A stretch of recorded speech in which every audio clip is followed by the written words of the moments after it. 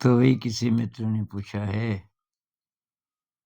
कि जब spiritual journey शुरू होती है, तो कुछ मैजिकल, मिरेकुलस चीज़ें होती हैं। आध्यात्मिक यात्रा मतलब जब शुरू होती है तो कुछ रहस्यमय चीज़ें, कुछ चमत्कार वाली चीज़ें होने लगती हैं। इस बारे में आपका क्या ख़्याल है? और आपके पर्सनल कुछ एक्सपीरियंसेस इस बारे में हैं क्या? और उन्होंने गुज़ारिश की कि इस पर एक वीडियो बना दीजिए। तो वही मुझे लगता है मेरी यात्रा तो ये बचपन से थी। अ,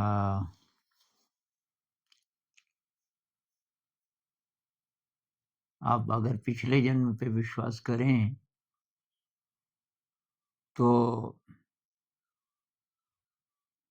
एक लेडी हैं अमेरिका में और कहते हैं कि वो पिछला जन्म बता सकती हैं।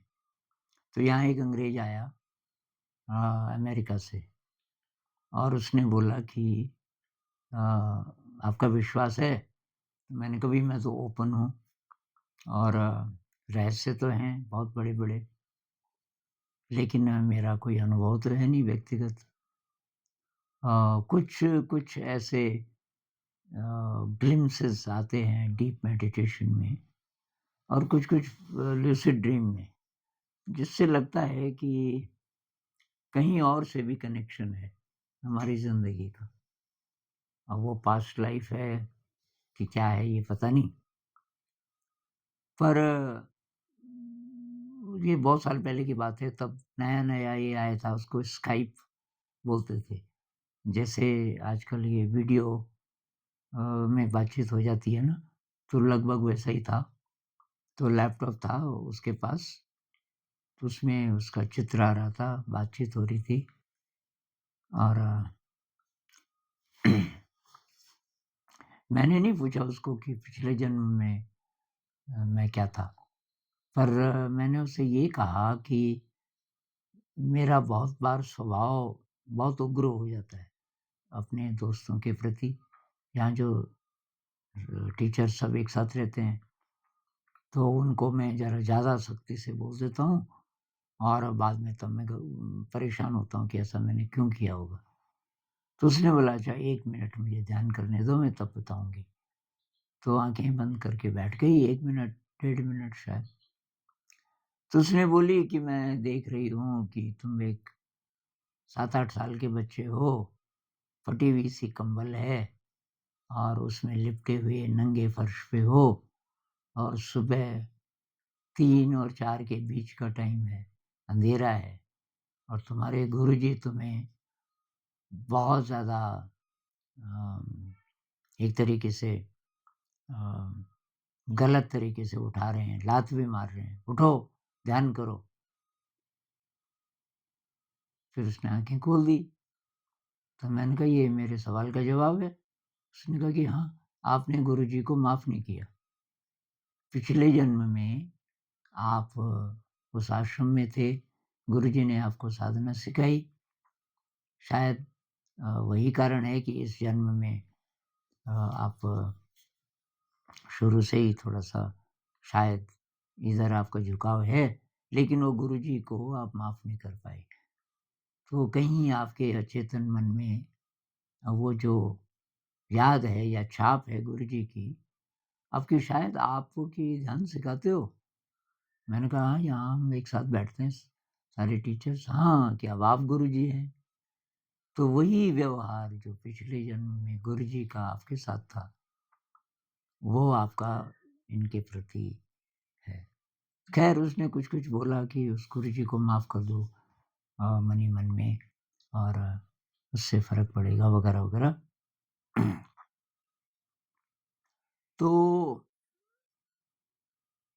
पर पिछला जन्म मुझे नहीं पता, पर इस जन्म में बचपन से मेरा ये रुझान था और कोई पूछता था कि बड़े होकर क्या बनोगे? मैं बोलता था मैं जोगी बनूँगा, क्योंकि वो जोगी लोगों की टोलियाँ आती थी गाँव में और मैं बहुत फ़ैसिनेट हो जाता था। वो शाम को किसी जगह खाना बनाते थे।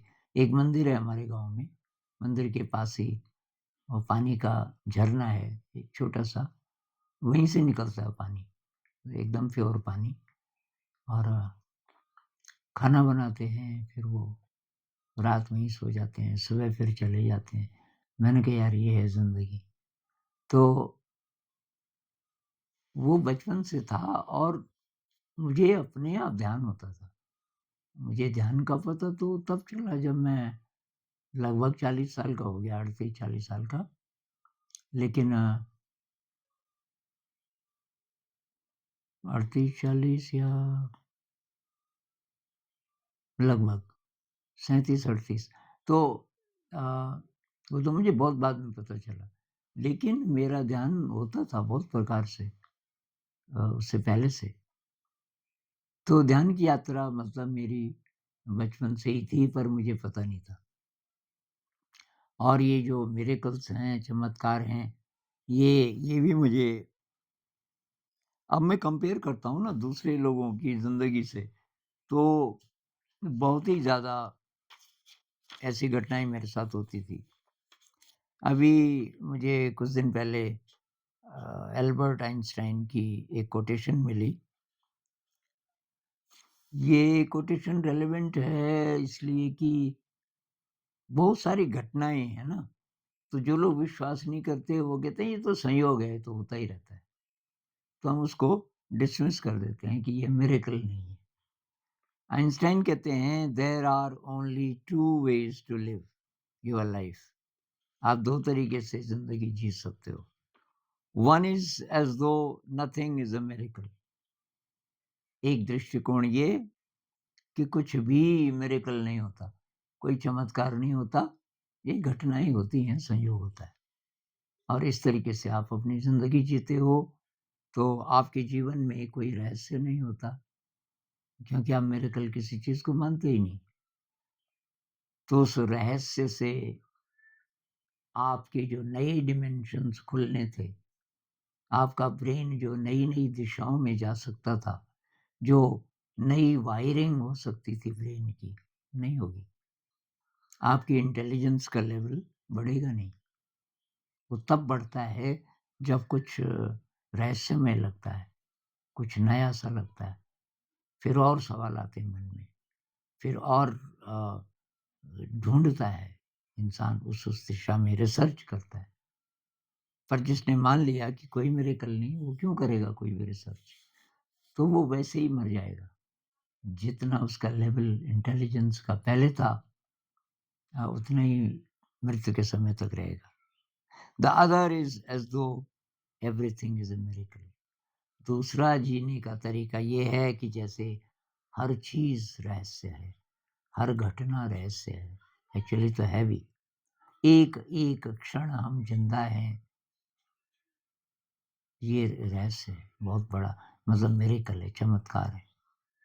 सूरज और पृथ्वी का गुरुत्वाकर्षण इतना प्रिसाइज़, इतने हज़ारों करोड़ों सालों से, ये मिरेकल है।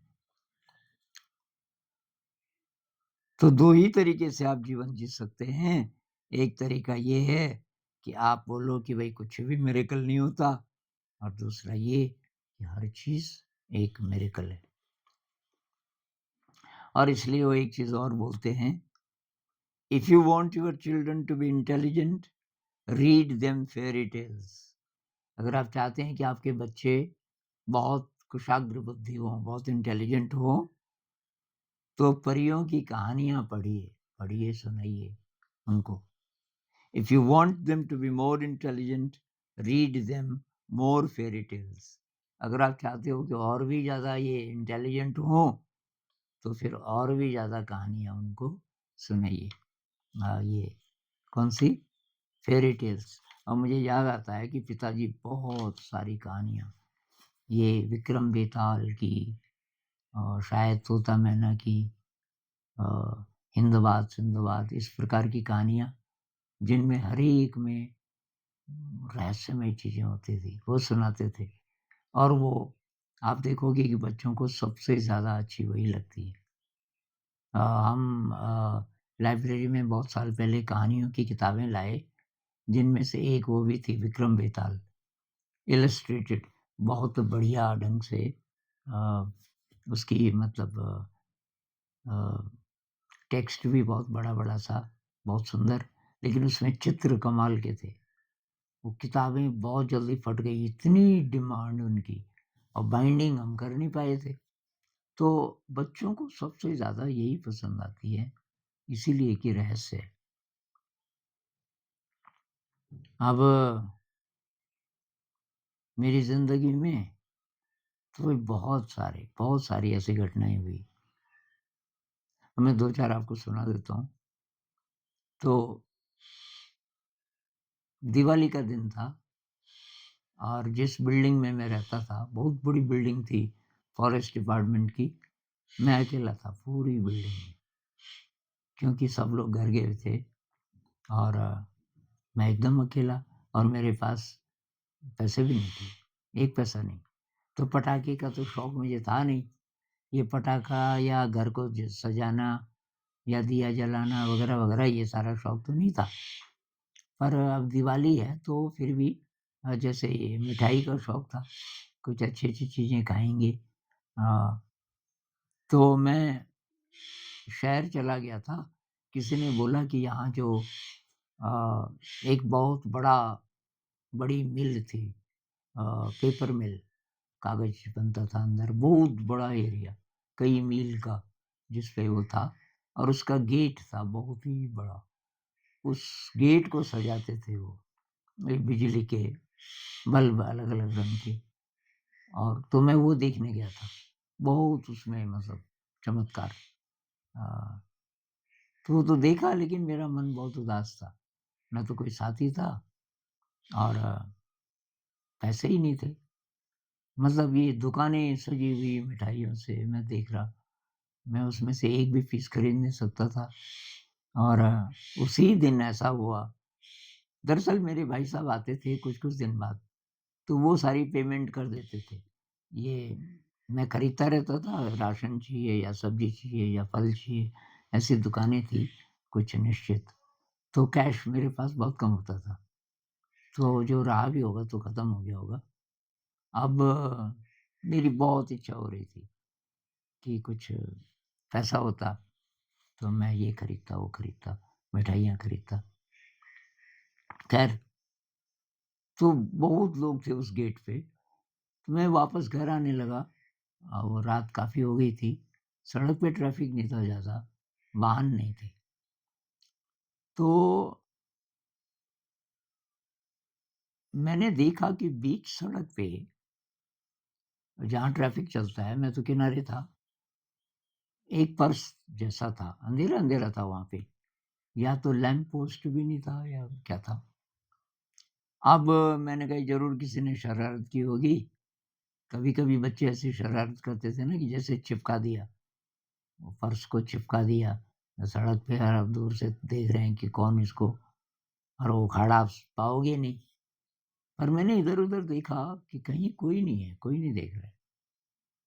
फिर मैंने कहा यार, फिर मैं आगे चला गया थोड़ा, फिर क्यूरियोसिटी हुई कि वो पर्स को मैं देखता हूँ, किसका पर्स होगा क्या पता वो चिपका हुआ ना हो। तो मैं चला गया, मैंने उठाया, चिपका नहीं था, और उसको लेके आगे चला गया। काफ़ी आगे जाकर के वहाँ पे लाइट ठीक-ठाक थी। मैंने खोला तो उसके अंदर 70 से ज़्यादा रुपए थे, 70, और ये बात है 70s की। तो अभी के हिसाब से वो 70 रुपए मेरे ख़्याल से ₹1000 से ज़्यादा, अ, अभी के हिसाब से। तो उसमें और कुछ कागज़ था नहीं। पहले मेरे मन में यही आया कि ये बात तो गलत है। अब तू सोच रहा है तुझे पैसे मिल गए, ये तो वापस करना है। तो उसमें दो और भी जेब थी 2-3, मैंने सारी खोली, मैंने कहा कहीं इसमें वो होगा, एड्रेस होगा, कोई कागज़ होगा जिससे पता चले, कुछ नहीं था। अब मैं समझ गया ये पर्स जिसका भी है, मैं उसको ढूँढ नहीं सकता, कोई तरीका नहीं है। और इसको फेंक दो तो भी कोई फ़ायदा नहीं है, क्योंकि जो ओनर है उस तक तो ये पैसा पहुँच नहीं सकता। अब बात इतनी है कि मैं इसको इस्तेमाल करूँ कि ना करूँ? तो मैंने इसको ऐसे देखा, मैंने कहा यार ये भगवान जी ने मुझे दिए ये पैसे, ये मेरे लिए चाहे किसी के भी हैं, जिसके भी हैं उसका धन्यवाद। अब उसको तो मैं लौटा नहीं सकता, लेकिन ये अभी मेरे लिए हैं। बस फिर तो खूब मिठाई भी ली और भी चीज़ें ली, क्योंकि वो तो बहुत ज़्यादा पैसा था मेरे लिए। तो अब इस घटना को आप कह सकते हो भई इसको मिरेकल बोलने की क्या ज़रूरत है? ये तो संयोग है। हो सकता है, लेकिन मेरी ज़िंदगी में ऐसा एक ही बार हुआ कि मुझे कहीं पर्स मिला हो। पूरी लाइफ़ टाइम में एक ही बार हुआ, और अ, ये उस समय हुआ जब मैं बहुत उदास था और मेरे पास पैसे नहीं थे और मुझे चाहिए थे। तो जब आपको जो चीज़ चाहिए उसी समय वो मिल जाए, तो मिरेकल नहीं है? अब कोई चीज़ बार-बार होती हो तब तो आप बोल सकते हो भाई मिरेकल नहीं है, तो तब भी हुआ तब। मेरे जीवन में तो पहली घटना हुई पर्स मिलने वाली। अच्छा जी।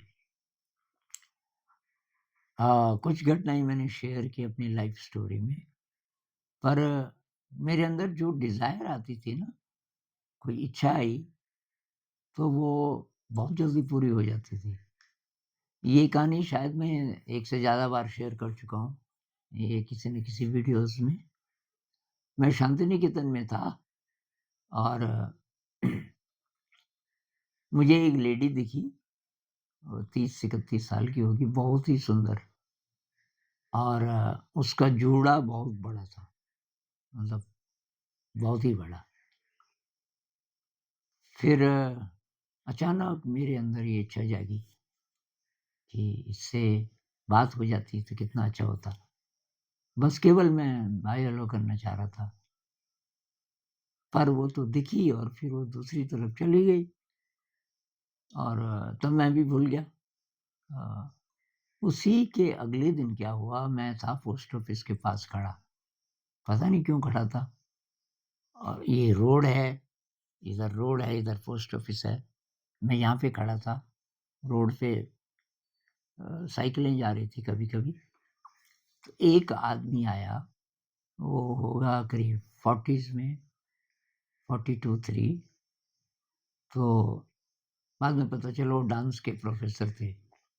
अ, और वो साइकिल चला रहे थे, साइकिल के पीछे एक बच्चा था। बच्चे ने उनकी कमर पकड़ी हुई थी, और बच्चे के चेहरे से लग रहा था जैसे ये बीमार है। तो मैं देख रहा था उनको पीछे से, मेरे एकदम सामने आते ही वो बच्चा ऐसे लुढ़का, उसकी ग्रिप छूट गई और वो गिरता तो उसका सिर फूटता सीधे। मैंने लपक के उसको पकड़ लिया, तो ये साइकिल का थोड़ा बैलेंस भी बिगड़ा उनका, प्रोफ़ेसर साहब का। मुझे नहीं पता था ये कौन है। तो बच्चे को तो मैंने ले लिया अपने पास। बच्चा था 8-9 साल का, करीब 9 साल का रहा होगा। अब ये कहाँ से आया मेरे अंदर मुझे नहीं पता। मैं जैसे ऑर्डर देने लगा उस प्रोफ़ेसर को, मैंने कहा रिक्शा करो, जल्दी मेरे लिए। तो उन्होंने बोला रिक्शा, मैं रिक्शे में बैठा उस बच्चे को लेके। अब मैंने कहा अब आगे-आगे चलो। रिक्शे वाले को मैंने कहा इनको फ़ॉलो करो। पहुँच गए उनके घर, घर था 2 मंजिले में। तो मैंने कहा आप जाकर के और वो फ्रिज में देखो बर्फ़ है क्या? उसको बुखार, उसका शरीर इतना गरम, तो उसको लेकर के मैं ऊपर गया, ऐसे जीना था। ऊपर जाते ही मैंने लिटाया, और वहाँ डांस की प्रैक्टिस चल रही थी शायद, 6-7 लड़कियाँ थी, ये कॉलेज की, और उनको वही लेडी सिखा रही थी। वो इस प्रोफ़ेसर की पत्नी थी, और वो डांस की टीचर भी थी। वो भी बहुत बड़ी डांसर थी, और उस समय उसका जोड़ा मेरे ख़्याल से खुला था, तो उसके बाल घुटनों तक, घुटनों से भी नीचे तक इतने लंबे बाल थे। और उसको देखते ही मेरा दिल बहुत तेज़, मैंने कहा अच्छा ये इसका घर है, तो ये इसका बच्चा है शायद। मैंने कहा है फ्रिज में बर्फ़ की? हाँ। तो मैंने कहा निकालो। ये मैंने कभी नहीं किया था ज़िंदगी में। और सुना था तो कहाँ सुना था मुझे याद नहीं, क्योंकि गाँव में तो बर्फ़ होती नहीं, मैं तो गाँव से आया था, तो ग बर्फ़ का इस्तेमाल तो कभी ज़िंदगी में किया ही नहीं था। अब मैंने कहा इसके पैर पे रगड़ो बर्फ़, और किसी को बोला कि इसके सिर पे रगड़ो। और मैंने कहा गीली पट्टी करो किसी कपड़े की और इसके सिर पे रखो। और तो उन्होंने रगड़ा और थोड़ी देर में उसको होश आ गया। होश आया, वो मुस्कुराने लगा। मैंने कहा कुछ जूस वग़ैरह है? कि हाँ है। मैंने कहा लाओ इसको पिलाओ। उसको जूस पिलाओ एकदम सही। फिर मम्मी ने बोला ये अंकल को थैंक यू बोलो, अंकल ने बचाया तेरे को। तो हँसने लगा, थैंक यू बोलने लगा। तो सब ठीक हो गया, तो मैंने कहा अच्छा जी नमस्कार, मैं चलता हूँ। तो ये जो लेडी थी इनका नाम था स्निग्धा, स्निग्धा दीदी, अभी डेथ हो गई उनकी। तो वो कहने लगी कि ना ऐसे तो नहीं जा सकते आप। अब जूस लाई। मैंने कहा यार जूस की जगह आप चाय ले आओ तो ज़्यादा अच्छा होगा। अच्छा की चाय बनाते हैं। गर्मी बहुत थी कि गर्मी है। मैंने कहा गर्मी हो सर्दी हो मेरा तो ड्रिंक यही है। खैर अब वो कहने लगी कि आप कल आ सकते हो, कल छुट्टी है और कल आप हमारे साथ लंच लंच करेंगे। तो मैंने कहा ठीक है। तो मुझे तो और भी अच्छा लगा, मैं किसी न किसी बहाने से खैर धीरे-धीरे मैं उन्हीं के परिवार का मेंबर हो गया। और कभी-कभी हस्बैंड-वाइफ में थोड़ा लड़ाई भी होती थी। दोनों ही वो डांस सिखाते थे, तो ये उनका टॉपिक रहता था कि ये मेरे हस्बैंड है ना, ये और लड़कियों के साथ इनकी दोस्ती हो जाती है। तो और वो बोलते थे देख यार आनंद मेरे पे इल्ज़ाम लगा रही है, तू समझा इसको। तो मैं काफ़ी उनका फ़ेवरेट हो गया था। तो एक दिन क्या हुआ, अभी मुझे शांति निकेतन में शायद 1 ही महीना हुआ था। कुछ-कुछ लड़कों से दोस्ती हो गई थी कला भवन के आर्ट वाले जो थे यूनिवर्सिटी में। तो एक के साथ मैं घूम रहा था, उधर से वो दीदी आ गई, स्निग्धा दीदी, मैं दीदी बोलता था, साइकिल पे। शांति निकेतन में साइकिल का ही शौक था, बड़े से बड़ा प्रोफ़ेसर या तो नंगे पैर चल रहा है और पैरों पे कुछ नहीं पहनते थे, जूता-चप्पल या तो साइकिल पे। तो साइकिल पे आई, कहीं डांस सिखाने जा रही थी और वो पीछे से आई, "आनंदो, आनंदो" बंगला में ना वो आनंद नहीं आनंदो। मैं पीछे मुड़ा और वो इतना चौंका मेरा दोस्त, उसको हो गए थे 7-8 साल।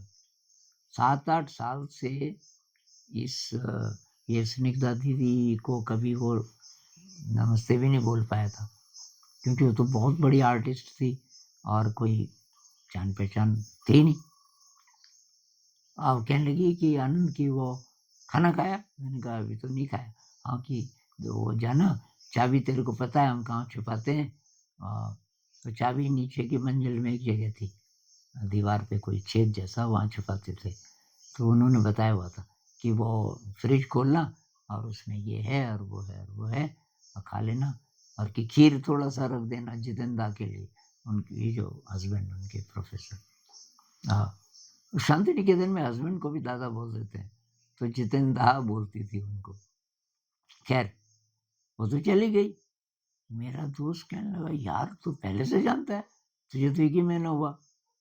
मैंने कहा, "नहीं, अभी मुलाकात हुई।" "यार ये कैसे? तू कैसे जान गया इनको?" वो तो कह रही थी कि घर में मैंने कहा, "हाँ, थोड़ा इन लोगों से दोस्ती हो गई।" कमाल है यार! तो शांति निकेतन के जो इंटेलेक्चुअल्स थे, टैगोर जी के ज़माने के भी जो लोग थे, काफ़ी बुज़ुर्ग, उन सब से मेरी दोस्ती हो गई थी 5-6 महीनों के अंदर। जिनको जिन लोगों को 7-8 साल भी हो गए थे स्टूडेंट्स को, कभी परिचय नहीं हुआ था उनका। उनको पता भी नहीं था वो रहते कहाँ हैं। कोई-कोई एक आर्टिस्ट थे बहुत बूढ़े 93 के, अभी भी पेंटिंग बनाते थे, तो बाहर कहीं जा नहीं पाते थे। तो उनसे भी मेरी दोस्ती हो गई थी और कई-कई तरीके से लिंक बनते थे। राम गांधी, गांधी जी के ग्रैंडसन, वो ऑक्सफोर्ड में पढ़ाते थे प्रोफ़ेसर और शांति निकेतन के विज़िटिंग प्रोफ़ेसर थे, उनसे मेरी दोस्ती हो गई। तो अब ये सब के सब मिरेकल है मेरे हिसाब से तो। इस शताब्दी के महानतम संतों में से एक ये कृष्णमूर्ति जी, उनको मैं कैसे मिला, अब ये भी चमत्कार है। तो मैं शांति निकेतन में था, मैंने नाम सुना था। ओशो की किसी किताब में मैंने ये नाम पढ़ा था, जी कृष्णमूर्ति, और नाम से ऐसा लगा जैसे कृष्ण के भक्त हैं कि कृष्णमूर्ति। तो लेकिन फिर मैं भूल गया था। शांति निकेतन में मेरी दोस्ती हुई मराठी की हेड ऑफ डिपार्टमेंट से, एक महिला थी वीणा आला से। तो अक्सर मुझे बुलाती थी अपने घर में, चाय वाय पिलाती थी। वहाँ एक किताब थी, कृष्णमूर्ति's नोटबुक, वो मैं पढ़ने लग गया। और मैंने कहा यार ये, तो मैंने उनको पूछा ये कौन है कृष्णमूर्ति? कि ये तो मुझे नहीं पता, पर ये काफ़ी बड़े माने जाते हैं। अच्छा, तो एक दिन मैं हॉस्टल में, विद्या भवन हॉस्टल है एक वहाँ, उसके 2 मंजिले में, 2 मंजिलें हैं, अब पता नहीं पर उस समय, तो ऊपर वाली मंजिल में, ये बात है 83, 84 की, 83, 84, अर्ली 85, इसमें से कोई समय था, शायद 85, 85 का की शुरुआत, जनवरी, फरवरी वगैरह। अब मैं इंतज़ार कर रहा था एक दोस्त का, वो थोड़ा तैयार हो रहा था, उसके साथ कहीं जाना था। तो मेरे से 7-8 फीट दूर एक लड़का खड़ा था, रिसर्च वाला रहा होगा, 25-26 साल का रहा होगा। उसके हाथ में एक किताब थी, उसका नाम था लाइफ अहेड, और उसके नीचे लिखा था जे कृष्णमूर्ति। मैंने कहा यार जे कृष्णमूर्ति, ये तो वही नाम है। मैं चला गया उसके पास, मैंने कहा यार भाई साहब, सॉरी, आपसे जान पहचान तो है नहीं, लेकिन ये आदमी कौन है, जे कृष्णमूर्ति आप जानते हैं? कि वही मैं इतना जानता हूँ कि ये जिंदा है और भारत आते रहते हैं। मैंने कहा ये भारत के नहीं है? कि हैं भारत के, पर विदेश में रहते हैं ज़्यादातर, इनके स्कूल हैं। स्कूल बोला तो मैं और आशा जगी, मैंने कहा स्कूल में तो चांस बन सकता है, क्योंकि मैं उससे पहले लेक्चरर रह चुका था हरियाणा में, वो छोड़ के गया था शांति निकेतन। तो मैंने कहा स्कूल कहाँ है? कि वो तो साउथ में है, दक्षिण भारत में, नाम तो मुझे नहीं पता, पर वो आते हैं साल में एक बार। ये एक और इन्फॉर्मेशन मिली। अब क्या हुआ कि मेरा छोटा भाई था दिल्ली में, वो उससे पहले बीए जब तक कर रहा था तो हम साथ थे। उसके बाद उसने बोला मैं दिल्ली जाऊँगा, जॉब भी करूँगा और पढ़ूँगा भी। तो आप शांति निकेतन जाना चाहते हैं तो आप जाइए। 2 साल हो गए थे अब, 2 साल बाद शांति निकेतन में उसकी चिट्ठी आई कि जो मैं सोच रहा था वो तो हो नहीं रहा। अब मैं पढ़ाई करना चाह रहा हूँ ज़रा, आप मुझे सपोर्ट करोगे? कुछ पैसे भेज सकते हो? मैंने कहा कितने? कि ₹500।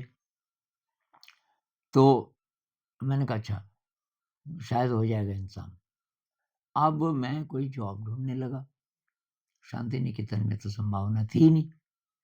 तो ये जो वीणा अला से थी, मराठी के हेड ऑफ डिपार्टमेंट, जिनसे मेरी दोस्ती हो गई थी, तो इनसे मैं शेयर करता रहता था। उन्होंने कहा यार आनंद, यहाँ तो जॉब मिलनी मुश्किल है। तो मैंने एक ऐड देखी कहीं कि ओस्मानिया यूनिवर्सिटी में, हैदराबाद में, एक इंग्लिश टीचिंग का कोर्स होता है और उसमें ₹600 स्टाइपेंड भी मिलता है, रहना-खाना फ्री होता है हॉस्टल में। और मैंने कहा यार मैं यहाँ चला जाता हूँ, 500 मैं उसको भेज दूँगा, रहना-खाना फ्री है तो ₹100 बहुत है मेरे लिए। अब बहुत लंबी कहानी है, थोड़ा शॉर्ट करके बोलूँगा। मैं वहाँ गया तो लास्ट डेट निकल गई थी। तो वहाँ किसी का एड्रेस मुझे दिया गया था, दोनों प्रोफ़ेसर थे, हस्बैंड-वाइफ। तो उन्होंने बोला आनंद अब तू क्या करेगा? वो तो मैंने कहा जी कहीं मुझे जॉब दे दो। तो ख़ैर पता चला कि भारतीय विद्या भवन स्कूल्स का हेड वहाँ बैठता है। मैं उनसे मिला और ये भी लंबी कहानी है कि वो किस बात से इम्प्रेस हुए, और उन्होंने कहा कि आप भीमावरम चले जाओ, शाम को नरसापुर एक्सप्रेस पकड़ो, 12 घंटे बाद स्लो ट्रेन कि आप, तो भीमावरम आंध्र प्रदेश में। तो वहाँ मैं गया, वो ले लिया उन्होंने, पर उस समय छुट्टियाँ थी जून की। छुट्टियाँ थी और अभी जो प्रिंसिपल थे वहाँ नए-नए आए थे और उनका बेटा भी था वहाँ, उसका नाम रघु था। तो रघु से मेरी दोस्ती हो गई, वो 9th में था और रघु को मैं शांति निकेतन की बात सुनाता था।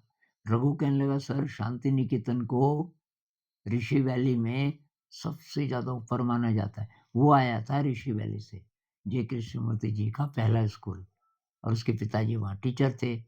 मैंने कहा, यार तेरे पिताजी यहाँ क्यों आए? कि वहाँ पैसा कम मिलता है, उनको ज़्यादा चाहिए था ज़रा, तो मेरे को लेके यहाँ आ गए। लेकिन आपको तो वहाँ जाना चाहिए। मैंने कहा, यार तो ये बताओ वहाँ फैसले कौन करता है? मैं चिट्ठी लिखता हूँ। चिट्ठी क्या है? अच्छा कि वो प्रिंसिपल को लिखो, एप्लीकेशन लिखो। मैंने लिखी और वहाँ से टेलीग्राम आ गया कि इंटरव्यू के लिए आओ। अब देखो कैसे-कैसे लिंक बनते हैं। यहाँ ये बच्चा कहाँ से आया? ऋषि वैली से सीधे, मुझे ये बताने के लिए कि कैसे अप्लाई करना है, कौन है मतलब वहाँ अथॉरिटी।